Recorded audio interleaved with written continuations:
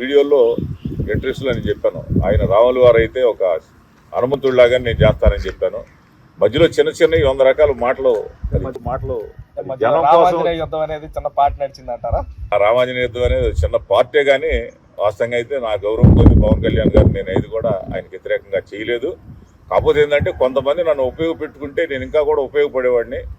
నేను చీరాల్లో కొండయ్య గారికి సీట్ వచ్చిన తర్వాత నాకు ఫస్ట్ ఫోన్ చేసి చెప్పింది, దీనిలో నేను కంగ్రాట్స్ చెప్పిన తర్వాత నాకు మీ సహకారం కావాలంటే 100కి 100% నేను చేస్తాను, ఓ పూట కూర్చుందాం అని చెప్పడం జరిగింది. పిలవను పేరంటానికి పోకూడదు కాబట్టి అతను నన్ను మళ్ళీ ఫోన్ చేయటం కానీ నన్ను పిలవలేదు. కాబట్టి నా తాలూకా ఉన్న జనం అంతా కూడా జనసేన పార్టీ వాళ్ళు అతనేమటే ఉండి చేస్తూ ఉన్నారు. హ్యాపీగా నేను వాళ్ళని మొబలైజ్ చేస్తానే ఉన్నాను తప్పితే ఇంకో రకంగా నేను పార్టీకి జనసేన పార్టీకి విరుద్ధంగా అయితే ఏమీ చేయలేదు. నేను జనసేన పార్టీ కోసమే పోరాడతాను, పవన్ కళ్యాణ్ గారి కోసమే పోరాడతాను.